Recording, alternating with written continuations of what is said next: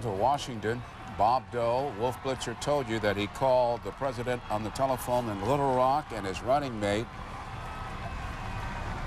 Jack Kemp, called Al Gore in Little Rock. And White House Press Secretary Mike McCurry described the Dole-Clinton phone call as, quote, warm.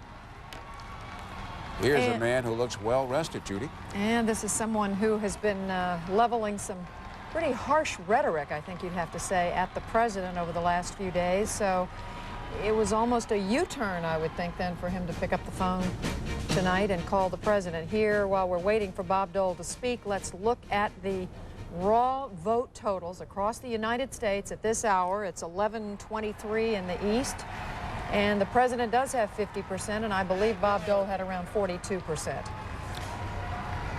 Came to Washington as a poor man. Now he and his wife, millionaires. There were a couple of questions about this election. Would Clinton hit 50? Well, he may hit just 50%. Dole has not broken 40% in most of the polls leading up to the election. There does seem to have been some last-minute momentum, and according to what we just saw, he's a little over 40%. But Ross Perot, who a lot of people thought would pick up at the end, is still down in single digits. This is a man who looks pretty vigorous for the kind of forced march that he took across the country for about 3 days or 4 days leading up to this election. And I wonder if the reporters who were trapped in those airplanes, it was almost a hostage situation with the press trapped in those airplanes, look anything as good as he does right now.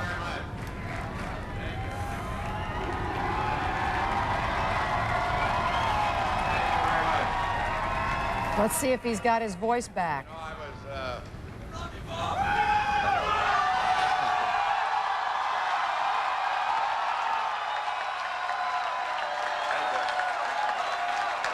I was just thinking on the way down.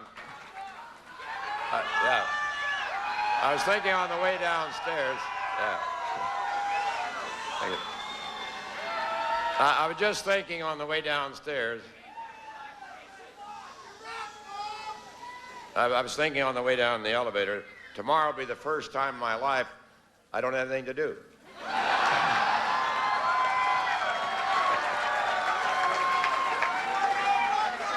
But I wanted to come down and thank all of you. You've done a great job, and I'm very proud of Trent. We're going to keep the Senate. We're going to keep the House. We're going to...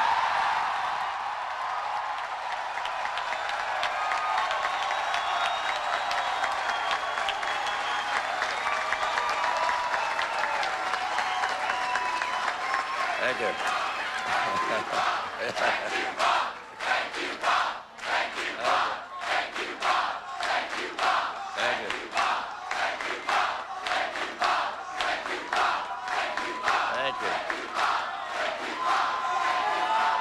Thank you very much. Let me say that I've talked to President Clinton. We had a good visit, and I congratulated him. And I've said, wait a minute. Now, I've said repeatedly, I've said repeatedly in this campaign that the president is my opponent, not my enemy, and I wish him well, and I pledge my support in whatever advances the cause of a better America. Is that what the race was about in the first place? A better America as we go into the next century. And I'm very proud also of my teammate, Jack Kemp. I've talked to Jack, and I've thanked Jack Kemp.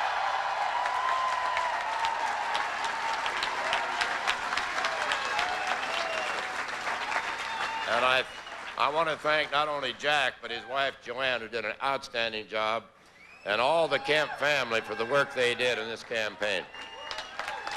And obviously, I want to thank two outstanding women. My daughter, Robin, who did a great job.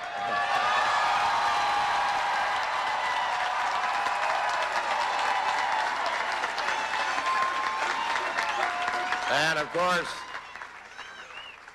my wife, Elizabeth, who's traveled this country.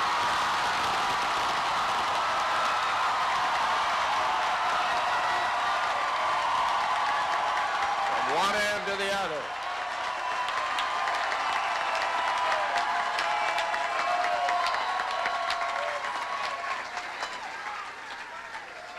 In fact, they've both been with me in this 96-hour marathon.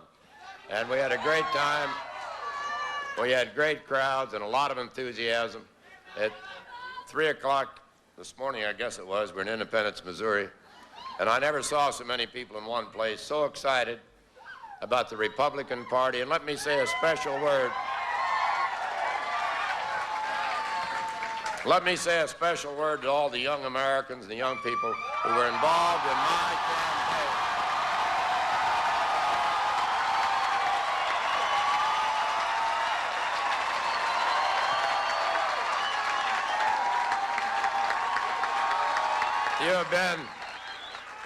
You've been a constant source of inspiration for Elizabeth and myself.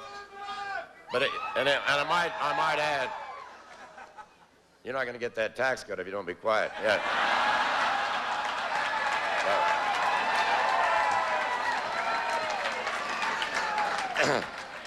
And I would say to the young people and all the others involved, it's a lot more fun winning. It hurts to lose an election, but stay involved and keep fighting the good fight, because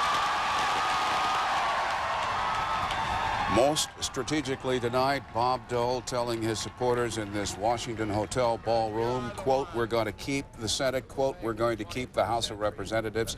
And aside from who would win this election, President Clinton having won it tonight, the important thing is who controls the House. And at 11:29, CNN is now declaring that Republicans will contain control of the 105th Congress. We predict that the Democrats will pick up about 11 seats, give or take something, some or more, and which puts them closer to parity, but still not enough to win back the majority. Let's go back to Bob Dole in Washington. We have many friends in the media, and they were there every day, every night, every day, and every night as we flew around this country. And we met hundreds and thousands of good people all across America who want a better America and will continue to working for a better America. And as I look around tonight and I came in, I saw a lot of very special people who've been helping me for the last 10, 15, 20, 25 years. And I say thank you for all you've done, because I know your support.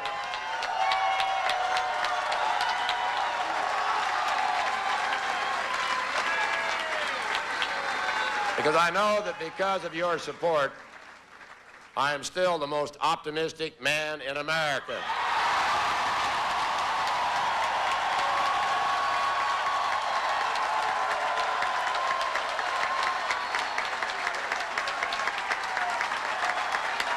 And I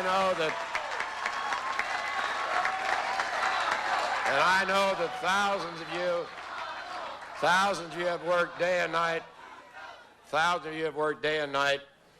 And millions of you trusted Jack Kemp and me with your vote. And for that, we will always be grateful, and I say thank you very much. Dole. Now that we've declared everything, are we going to have a moment to, well, whenever we come out. I would say, Haley, you've done an outstanding job. We appreciate it very much.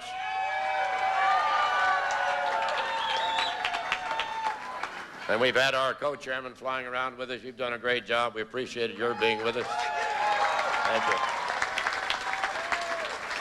And I want to say to my campaign staff, to Scott and to Jill and to Joanne and everyone else, I could not have had a better, more faithful, more loyal team. And I want to thank everybody, and we'll have an opportunity to do that in the future.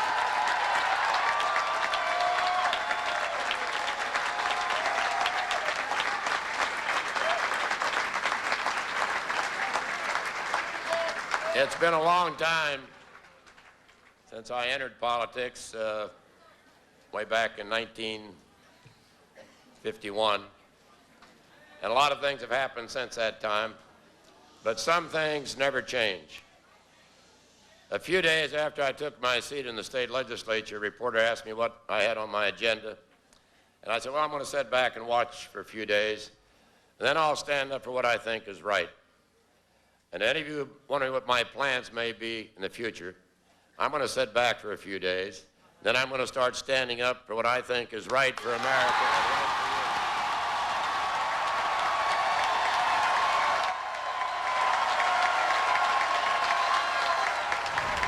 Bob Dole serving notice that he's not going to go away and disappear, not by a long shot, also saying, I'm still the most optimistic man in America. That's right, Bernie. He is not talking like someone who's going to go away quietly. All those who may be watching 35, 36 years in Washington. supported us. Speculation I say that thank you. perhaps We've enjoyed President it. Clinton might It's make been him a long, co-chairman long of a campaign. commission to examine the I've growth of learned a lot. I entitlements, hope the the American people reining learn a in lot. of the growth of What we need entitlements, to Social do now Security and Medicare. as Republicans is to come This is together as we always a will. very bittersweet night, of course, for the Republicans. They did not want to lose control of the House and the Senate. They have not apparently lost control of the House or the Senate, but they did lose the White House. And this man was the embodiment of that dream for them in 1996. It was not to be. It was Bob Dole's third try. He has been in Washington since 1960. He has been in politics, as he said, since 1951. Tomorrow will be the first day, as he said at the beginning tonight. He said, the first day in my life when I don't have anything to do. Let's listen again. With a full heart and a fervent prayer that we will meet again and we will meet often. In this land where miracles are always happening, where every day is a new beginning and every life a blessing from God. So I want to say thanks to each one of you here. Thank you for all you've done and all you will do in the future for America. Thank you very much, and God bless America.